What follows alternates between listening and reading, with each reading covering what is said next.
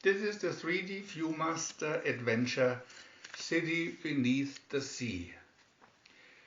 Matthews, staring out the window of his executive office, thought back to the time 8 years ago when he had been the Navy's top marine engineer, Iron Mike, to his men and the public alike. He thought back 6 months and wondered how things were going in Pacifica, the city he had built with his friend Bill Holmes. Pacifica, the city of tomorrow.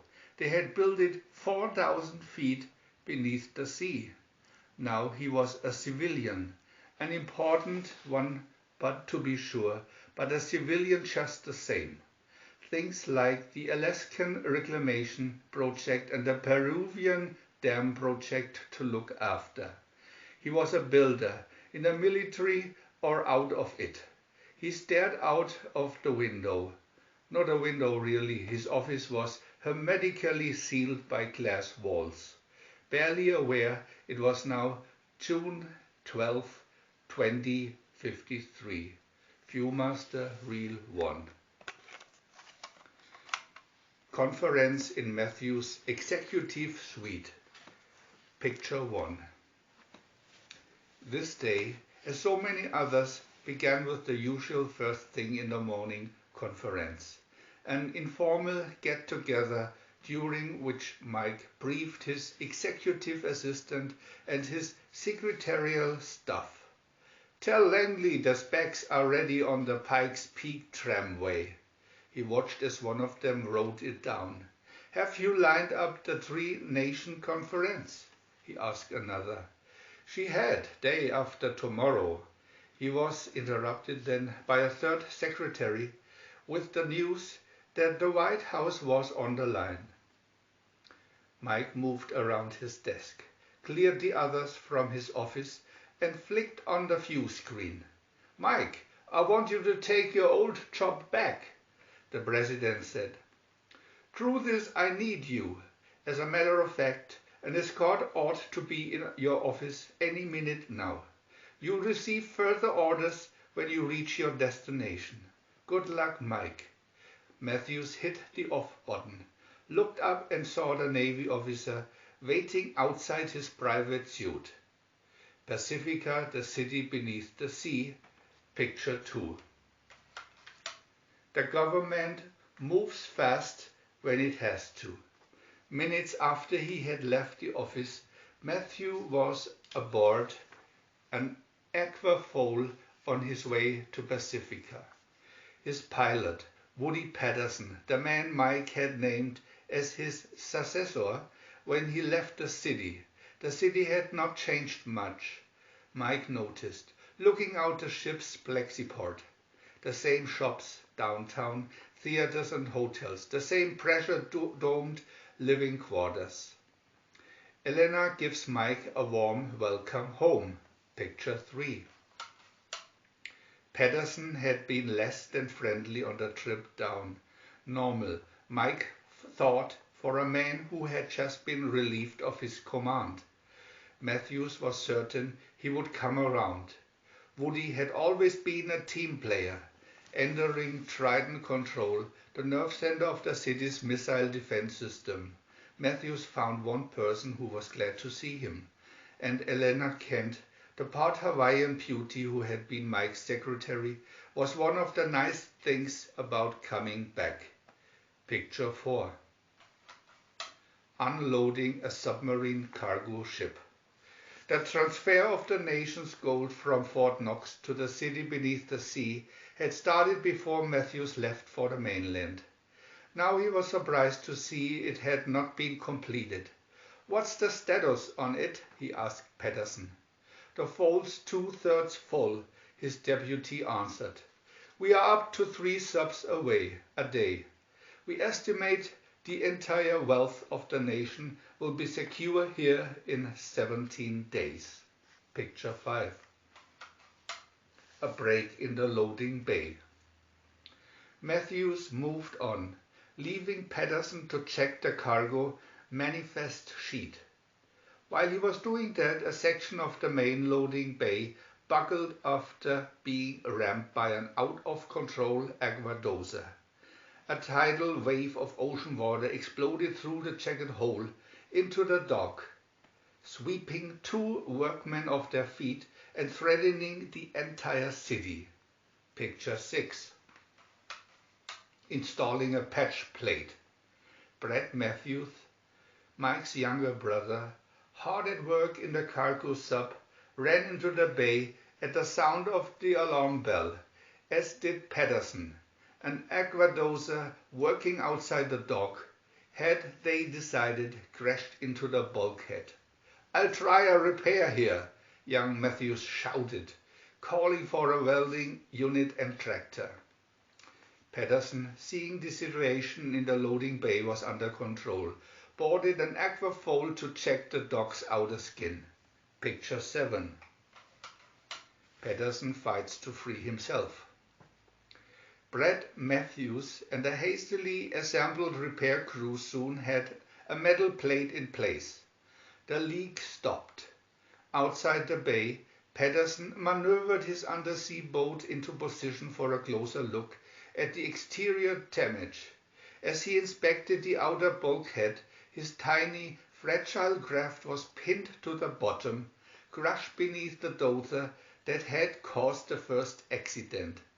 Patterson managed to free himself of the tangled mess inside his ship, but he was still trapped by the weight of the dozer above. Mike Matthews came to the rescue. Using his aquafoil as a wedge, he shifted the dozer of the trapped craft. Viewmaster Reel 2. Leah Holmes blames Mike for her husband's death. Picture 1. Mike had sensed the subtle change in attitude among his co-workers his first day back. Nothing you could put your finger on really, but it was there. Now it was out in the open. Leah Holmes, his friend, Bill's widow, blamed him for her husband's death. Patterson's accident had been a rerun of the accident in which Holmes had been killed. Meeting Leah face to face for the first time since his return to Pacifica, Matthews could only say, "I'm sorry." "Sorry about what? That Bill's dead?" Leah tried to keep a lid on her emotions. "Or that you had to come back here and face everyone?" Picture 2. Secret orders from the president. The tapes the president had promised would be delivered at Mike's destination finally arrived. Elena plugged them into the desk receiver and waited with Mike for the image to light up the wall viewing screen. "Admiral," the president said, "a series of earthquakes has swept the eastern seaboard, endangering our supply of fission-able H²O-Adventure. I'm having it shipped to your base."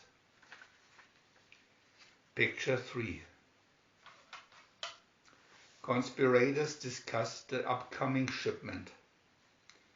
A ring of conspirators, including the admiral's brother and the chief civilian administrator, had planned to take some of the gold shipped earlier from Fort Knox. Now they saw a chance to help themselves to some H²O-Adventure, a material that would assure them sufficient power to rule the whole world, a tempting proposition for evil men. Barton, the civilian, was at first hesitant. H²O-Adventure has a low flash point. "I think we should just grab the gold and run. Be satisfied with that." Brett, however, assured him there would be no sweat. "Look at it this way. They are bringing it in. We can take it out." Picture 4. Brad Matthews, better than any other man in the city beneath the sea, knew his way around the gold vaults. He had built them for his brother, later, deciding he could stage the perfect crime. He had sabotaged the impregnable walls of Section 12. substituting phony metal plates that he, Barton and the others could cut like paper. The executive order calling for the transfer of H²O-8 to the gold vaults was based in part on the need for a stabilizing agent. Its volatile character is neutralized by gold, similar to the way U-235 reacts to lead. Picture 5. The first H²O-8 shipment. 24 hours after Admiral Matthews got his orders, the first missile arrived at Pacifica, a pinpoint landing, right next to the cargo docks. As you can see in this picture, the stuff has to be handled carefully. Gold screens with double glass windows provide a temporary but safer barrier, even though the crews are rotated on a regular basis to avoid radiation sickness. Picture 6. Space expert maps a planetoid's path. With the incoming shipments on schedule, Mike thought he had it made. He was therefore surprised by the order calling him back to Washington for a special briefing. An emergency, the president termed it.